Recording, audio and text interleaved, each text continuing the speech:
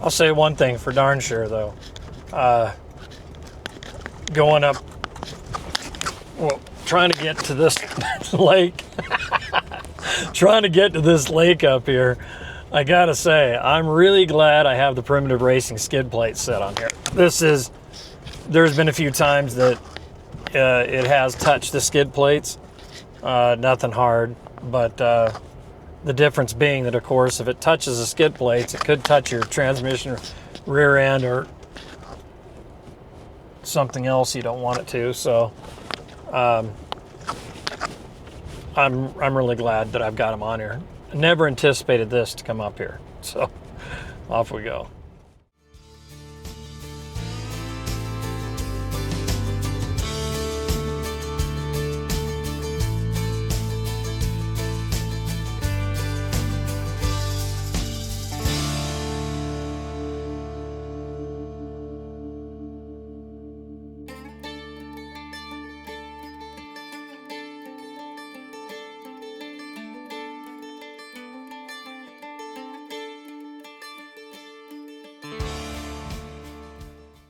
I gotta tell you something funny.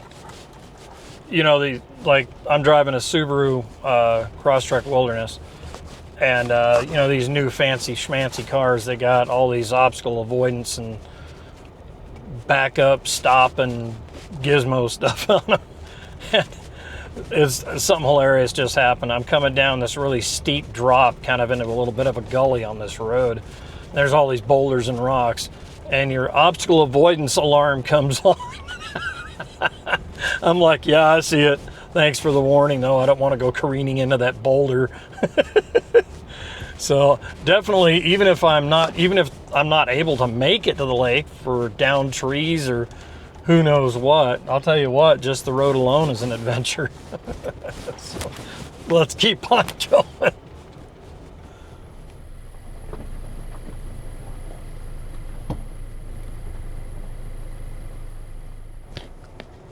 So I'm on my way up here to Badger Lake, and I can assure you that if you're not in a capable Subaru or an all-wheel drive or truck, four-wheel drive truck, something like that, you're probably not gonna do well coming up here. Like if you think you're gonna grab the kids in the inner tube or whatever and come on up here in your minivan, don't. Anyway, I thought it was funny. As I turned down this Badger Lake road, there's a sign right at the entrance. Get over that big rock. There's a sign right at the entrance. Fee area, read instructions closely. I kind of had to laugh because, you know, it's a fee area because you're going to a lake, but how many people are going to come up here? I mean, it's a beautiful area. There's no doubt about it. But if this is a fee area, I'd like to know what they're spending their money on, because it sure is not maintaining the roads in any semblance. If you kind of want to get an idea what this is like, imagine driving your car down a dried riverbed in many, many spots. There are some decent spots, but a lot of this looks like, I mean, flat out a dried up riverbed. There's boulders and rocks and all just kinds of stuff, and you know, it's oh man, I don't know what they're spending the money on. They're certainly not using our fee money on this road. So anyway, onward we go. I don't know how far I got left to go, but we're still going. The little Subaru Goat is doing a fantastic job as usual. It is a bumpy ride, I'm not gonna lie.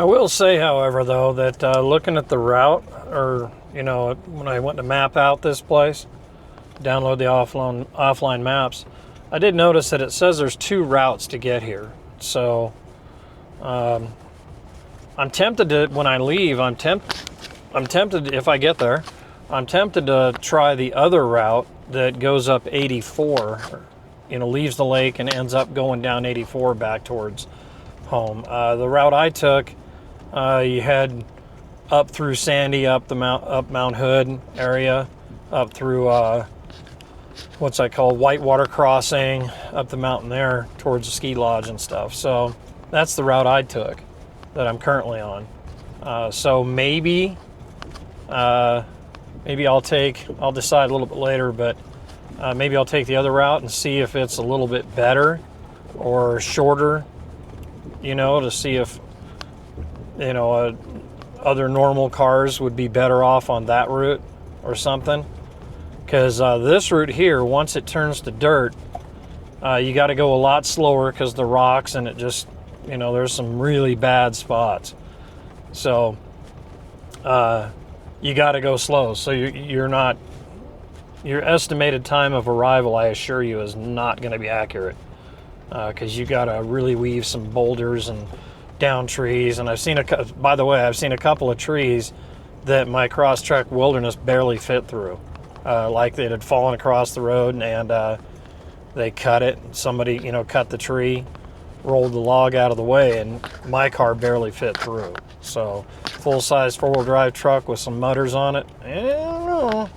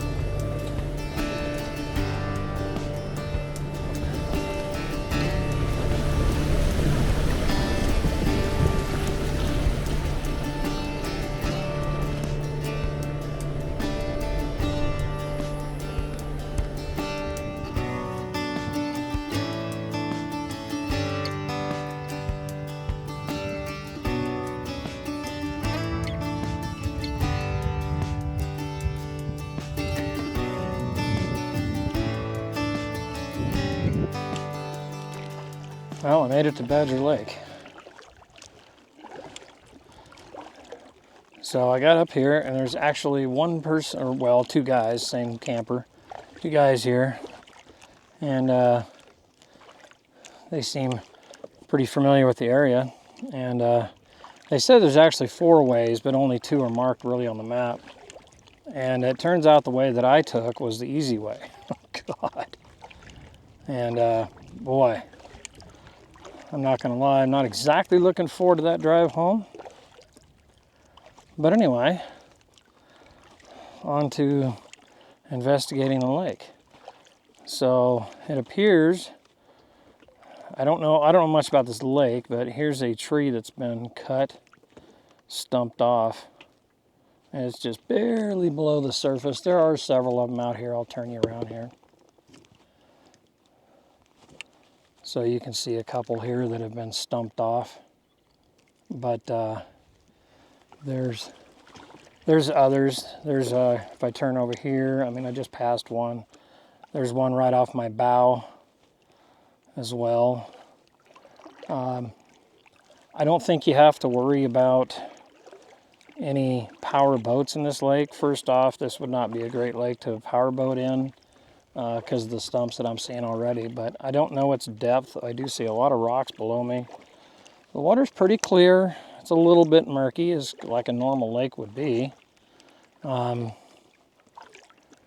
But you're not going to get a power boat up here, or like a trailer kind of a thing. It's just not going to happen.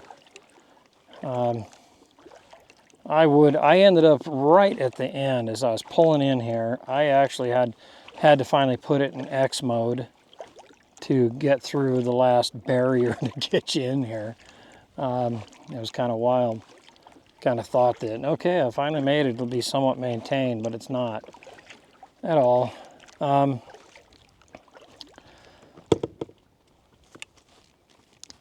other thing too is, you remember that sign that I drove by that said fee area, read instructions carefully.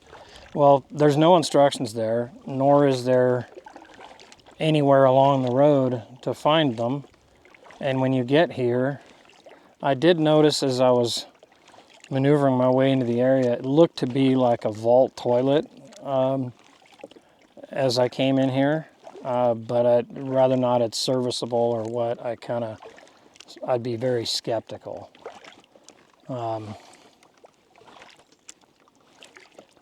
Very quiet lake. It's interesting because it's like I'm in a big bowl, which, you know, kind of makes sense. It's a lake, right? It does look like on the right side over here, I do see what looks to be a fire had gone through there at some point. Not up to the lake's edge, but over there a little ways. Doesn't look like it's very big one. It's not a very big patch. Did go up the hillside some, but it didn't make the crest. Not sure how deep the lake is, given the size and the overall sculpture. I'm going to say it's probably not too deep. I didn't bring any sonar stuff with me. I actually came up on this one just to kind of have a day trip and to scout this place out to see, because I had seen a really shaky video off a cell phone once that made it look like the water was really, really clear, and perhaps it is earlier in the year. But so I thought, well, I better scout this place out before I go hauling my big kayak and my ROV and all that stuff up here, and it turned out that was a wise decision. My kayak trailer, I would have never made it up here pulling the trailer. It's just not going to happen. My trailer would have bottomed out on the axle thousands of times. There's not a chance my trailer could get up here. And of course that kayak's too big to rooftop.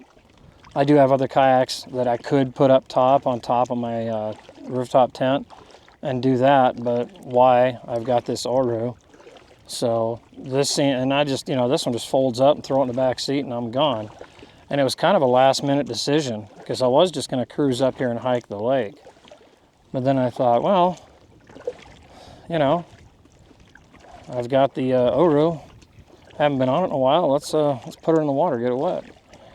And there is a definite difference. It's a stable kayak, but boy, I tell you what, you sure get spoiled with those sit-on tops. Oof. I mean, this thing's a little bit weeble wobbly, but it has good primary stability in it. This is the inlet, the Oru inlet. They also came out with a lake, in case you're interested, which is a little bit smaller, a little bit flatter, does not track as well. Overall, customers have been generally okay with it, but it seems like there's a trend where in the groups that belong to, that are in the Oru groups and things like that, it generally seems like people kind of wish they had got the inlet. I think the inlet is just an overall better kayak for not a whole lot more. And of course I've got the backpack so I can hike with it and stuff like that too. So, but anyway, the forestry here is absolutely gorgeous. There doesn't appear to be like there's any big major fires. A little one on the right over here took out maybe a eighth of a mile, maybe a quarter mile, I don't know. The lake is not really big. It would be a great lake to take, you know, and like if you've paddleboard, this would be a great paddleboard lake. I mean, fantastic. Let me turn around here and see one thing I'm kind of aiming for. I noticed it right away when I got here. Can you see that green grass over there? That I don't know if that's a swamp or if it is, you know, it just looks beautiful. So of course I immediately targeted that. If you follow that green over to the left, you'll notice a whole bunch of stumps sticking up. So I think what I'm going to do is I'm making my way down there, and then we'll peruse that. So I'll catch up with you when I get down there. One other thing of note I just crossed my mind, because I do have fishermen that follow my channel. Thank you guys and ladies. But I don't know if there's fish in this lake. The other guy that I ran into over here, he's his first day, he bought a native pedal drive kayak. It's his first day in the water with it, so he's kind of got to learn that one. But I overheard him say something about he didn't have a rod holder on his kayak yet. So it sounds to me like he intends on fishing, but he's also familiar with the area. So there may be fish in this lake. Not sure how they get in here. I can't. They could do an aerial stockage, I guess, from the air. I don't see them. Well, no, they're not driving a forestry stocking truck up here, because it's just the roads are just horrible getting up here.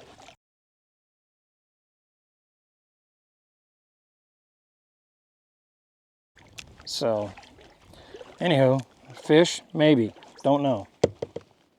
All right, well, I made it down here. I do see some stumps and stuff in the water. This might be a water inlet down at this end. Get over here and have a look-see at that. You can see that this lake does have higher elevations as far as parts of the year, but there's lots of really neat looking little beaches right now. Yeah, if you look right here, let me turn you around here.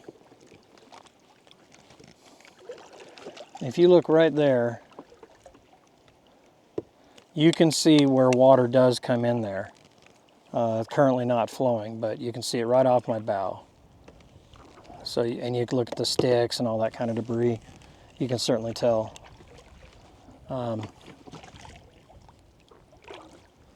Let's see what else we find.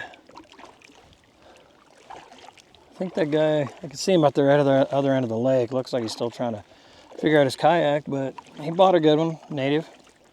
It'll do him well. Doesn't look like he's really kind of set off yet. But he's also training his dog on a kayak too, so today may be dog training day. He's got a elderly healer with him named Bear. Good dog. I will note the wind is kind of kicking up out here a little bit, and the little Oru, it's incredibly light, but it's doing well. I'm not getting really thrown around, not too bad, because you sit down low inside these, so sure hope the audio is not going to be too bad on this going into the wind.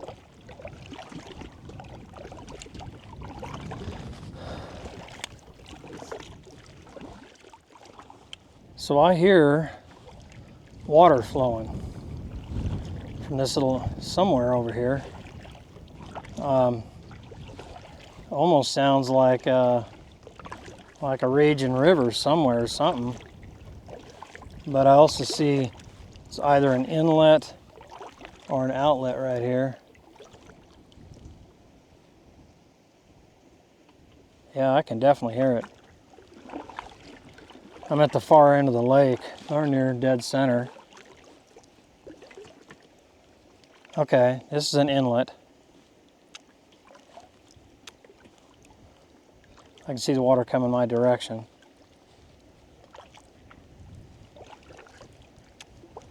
Yeah, you can see the sediment trails, things like that too.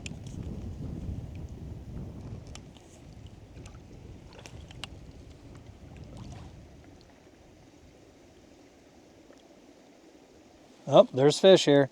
I see fry. There's definitely fish here.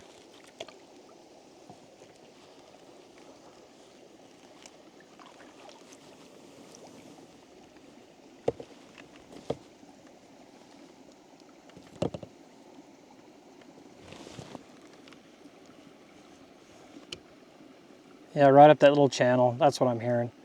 It's just some, oh, okay. It's just some water coming off the hillside. It just kind of works its way on down here, right here, down this little inlet. So that's kind of cool. So it does have some form of waterway into it. That's kind of neat. See one of these other stumps I was talking about. The water here is not too deep. It's probably about 4 feet deep. But the root structure, which I'm unable to show you, the root structure in this tree is, wow. That is cool. Oh, I wish I could show you that. You'll just have to come here and see it yourself.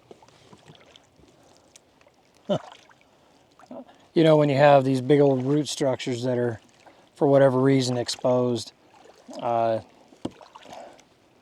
just the webbing. You know, there's one up on land that looks fairly similar to it. I'll steer you over that way.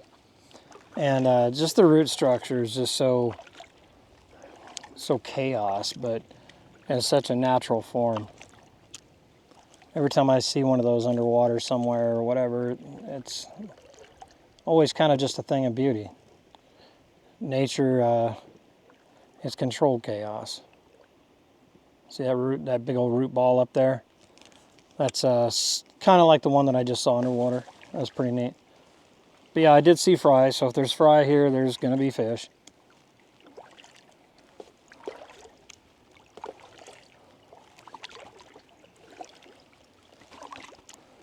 Water here's on this end over here by this green stuff, pretty shallow. I'd say I'm probably in about, I don't know, 3 feet of water right now. That is another good thing, side note, another good thing about the Orus, they're draft. Draft meaning that how far down in the water they sit. Just saw a fish jump. You can go in some incredibly shallow water with these. So that's another good advantage because they're so lightweight. But I hear more water. So there must be several coming off the ridge line up there somehow.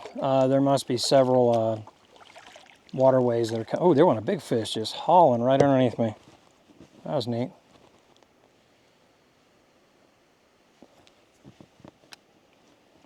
Seeing some bubbles coming up, no doubt methane.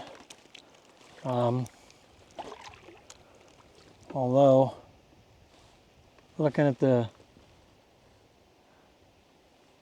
I was gonna say, looking at the shape of this, it kind of looks like I'm inside of a crater, but I mean, it does look that way, but I don't think this is a crater. Anyway, I'm sure it's just decaying matter under the mud and stuff and the methane.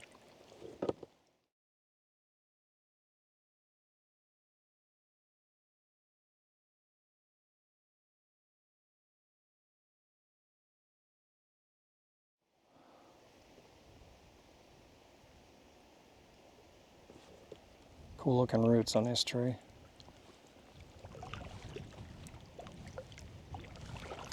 You can see, well, maybe see how shallow the water is through here. And I'm just cruising right through, no problem. Yep, here's another inlet right in front of me. So that's yet another inlet that comes in, coming off that ridgeline way up there.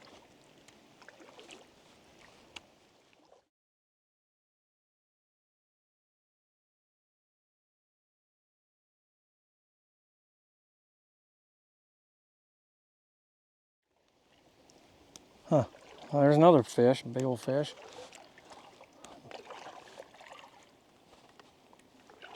There's another one. Oh yeah, this is a honey hole back here. Wow.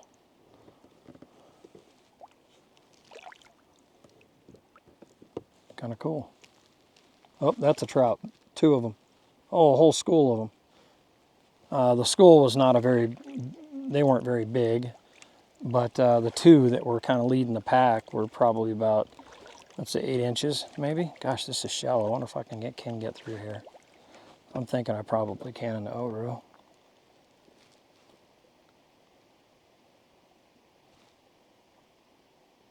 Yeah, this is gorgeous back here. So quiet, except for my jabbering mouth.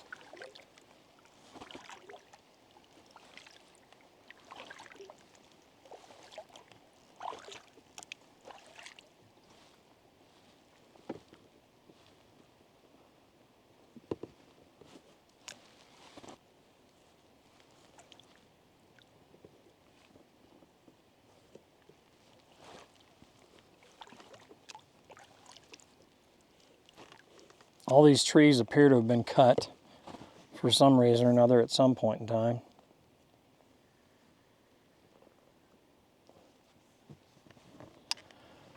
But there does not appear to be a dam or anything here, so I don't think this is a reservoir.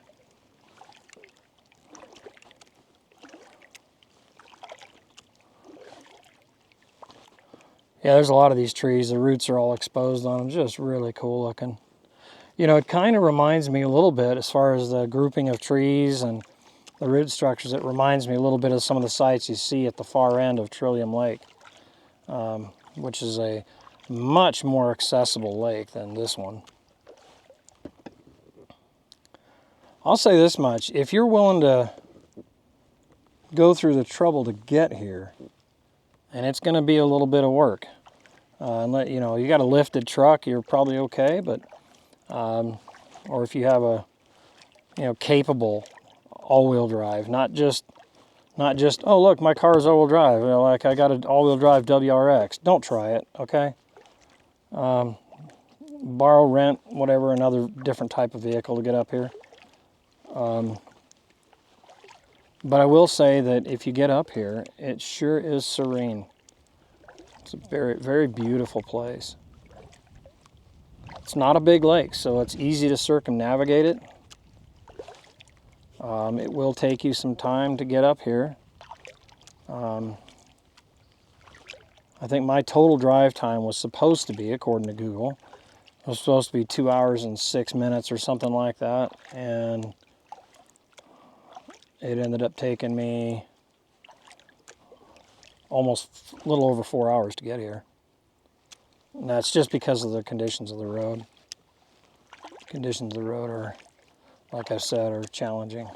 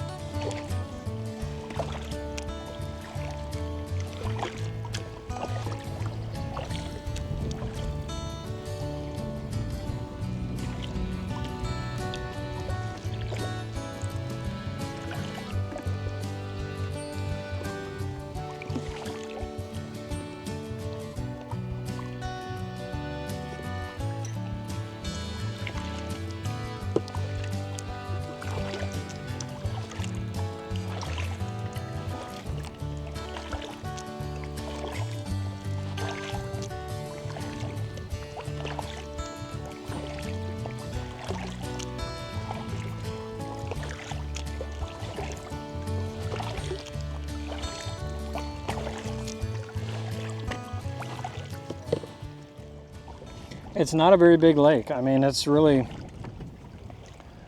you know, it's not super tiny. I'd say as far as a lake, to just go enjoy a day and paddle and be able to hit both ends and have lots of beaches to pull out and stuff like that. It's a great lake. It really is. It's very peaceful. And like I said, it's clearly, I guarantee you, as my buddy from Louisiana used to say, I guarantee. It's off the beaten path. And so you're not, I can't imagine coming up here and ever seeing many people up here at all.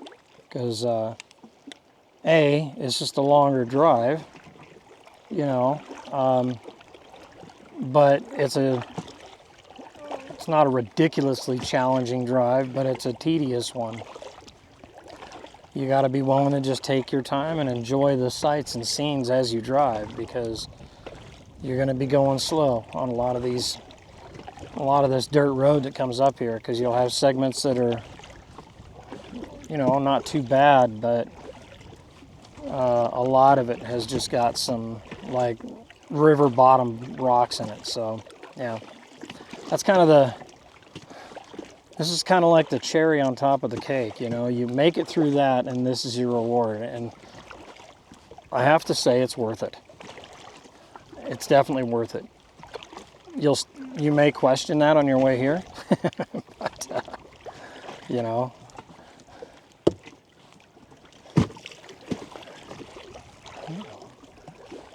a little bit of decent rollers in the overload. Cool.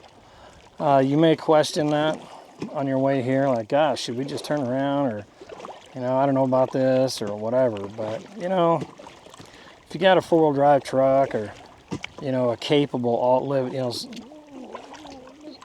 off-road version of, let's say, an all-wheel drive vehicle, I would say probably like the RAV4 TRD would be fine. The Subaru Sport would be okay. Clearly the Subaru Wildernesses, which I have, made it. I did ring the skid plates good one time. So that was a little alarming, because I've, you know, lightly touched them before, but this was a good ring. But thank you, Primitive Racing. Shout out. So, yeah, I think that this lake is definitely worth the drive. Just don't be in a hurry, because if you're going to be in a hurry, it's probably not a good idea.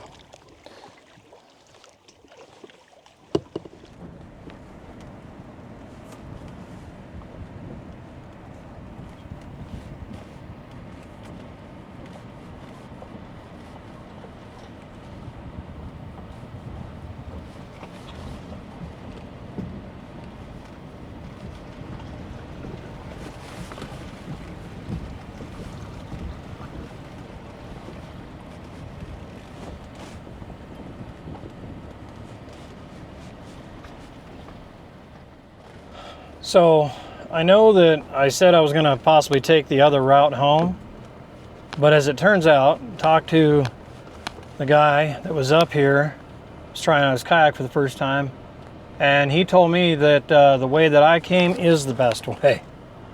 So based on that, I would say if you're going to try to come to Badger Lake, come on up through Sandy, up through Mount Hood, you know, up by Mount Hood, and by Whitewater Crossing, that area, and just past, not too far past Whitewater Crossing, they'll have you take a right. There's like a big parking lot there, and in the back left side of the parking lot is the road you'll be taking. So, there's that. Looks like it's going to be a long, arduous ride home again. We'll make the best of it. Okay, so speaking of making the best of it, I had mentioned that the road is sketchy a little bit. Let me show you what I'm talking about, because this wasn't like this when I came here just a little short time ago. So, we had a little bit of a rock fall here. So right in the middle of the road. Came on down from up there. And shoot. And then there's this one. I saw this on the way down. This one here. Let's tiptoe past this thing. I have no idea what is holding that there. I mean, that sucker's gonna come down and hit this tree and just park in the middle of the road and maybe roll on. Oh shit. Anyway, I got work to do. I gotta move a couple of rocks out of the road somehow. Okay, rocks are out of the road. I just really hope that big one doesn't come down. Let's get on past that and we'll be on the way. I'm not gonna lie, it feels really good to be past that boulder just balanced there. I mean, I took another good look at it, man, and I have no idea how it's still staying there. I think the sense of urgency came with realizing that if it popped out of there, hit that log, it'd likely roll down and hit my car. So it was time to get a move on. Anyway, made it. Hi-ho. Well, finally made it back to the hardball section. Right there, it goes into gravel for miles and miles after that. So, yeah, it's a little dusty. But hey, you know, what are you gonna do, right? You know what? I gotta say,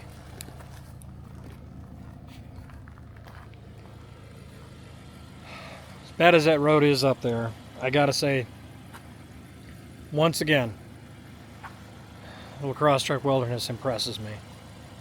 Because there are parts of that road up there that are brutal. My goodness. What an amazing little car. I know I've said it before in some other videos, but man, if you're thinking about one of these Subaru Wildernesses, just do it. I mean, these things do what cars shouldn't do. Just saying.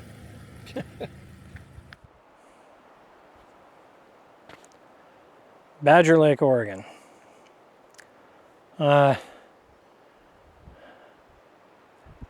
don't want to say it's like a mystical place.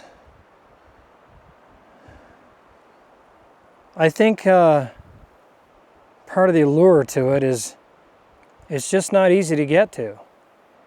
The road is terrible, as I've said many times.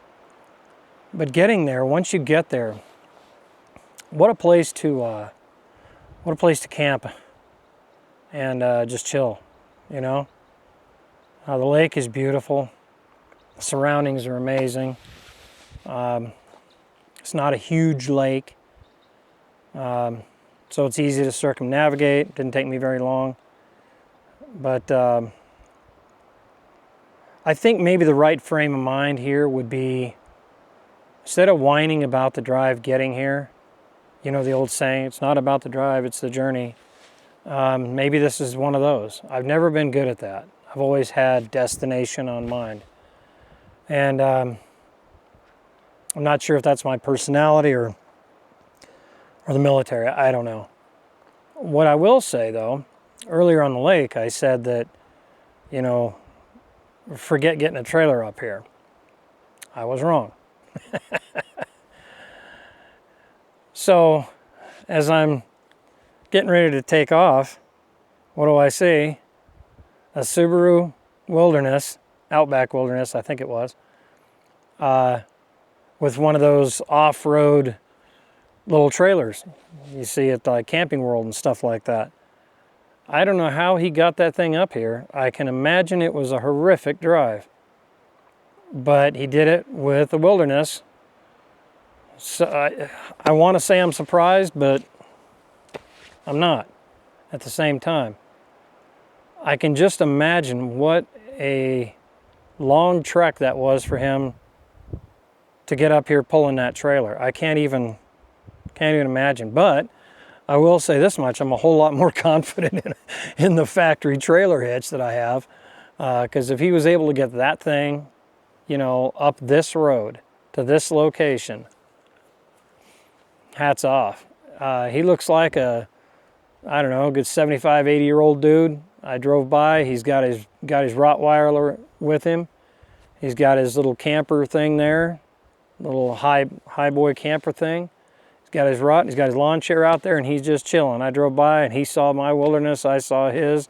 We waved at each other, you know, kind of like on TV. It was kind of funny. And I just had to kind of stop for a minute and thought, you know, that guy made it about the journey, not just the destination. And because of that, he was able to enjoy both. So I think overall, this is a staggeringly beautiful place. It's incredibly quiet. It's kind of like in a big bowl too. The mountain range just goes all around you here. It's really cool.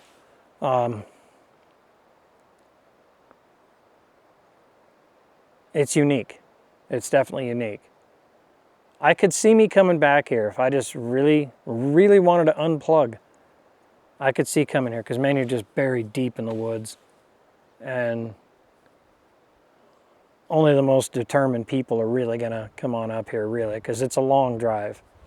Not time-wise. You type it into Google, and like I said, it takes, you know, from my house, 2 hours, 6 minutes. Yeah, no. Because you're just creeping along in many spots of the road. You know, you're just, you know, climbing up over rocks and, you know, trying to ease back down off them. So, but there's so much beauty on the way. And there also is something to be said with just being this deep in the woods, because definitely out there. And I really enjoy that. So should you come to Badger Lake? Yeah, come prepared. I will say that. Don't just come up here on a flippant decision. I would recommend, if you're going to come up here, like I've said, come up here with an appropriate vehicle. You don't have to worry about running out of gas. You fill up before you leave town, you'll be all right. I think it might be a good idea to carry a spare, just because of the rocks. If you have some really good off-road tires, something like that, you know, you'd probably be okay. But you never know when one's going to, you know, pinch your sidewall or something like that. So at least have a spare with you just in case, and make sure you got your jack and so on. But because chances are no one's coming along to help you. So make sure you're prepared. I'm really glad I finally came up here. It's been on my radar for a while, and it's about time I made it up here. It's really about time. Jeez. I don't know why I kept putting it off. I have no idea. I just kept doing other things, you know, but I'm glad I did. And you should too. So the drive up here and the lake itself are literally the epitome of my moniker for my channel, and that is to experience nature. The drive up here, you will most certainly experience nature. This is Dana Price at Amber Dog Productions. We'll see you on the next one. God bless.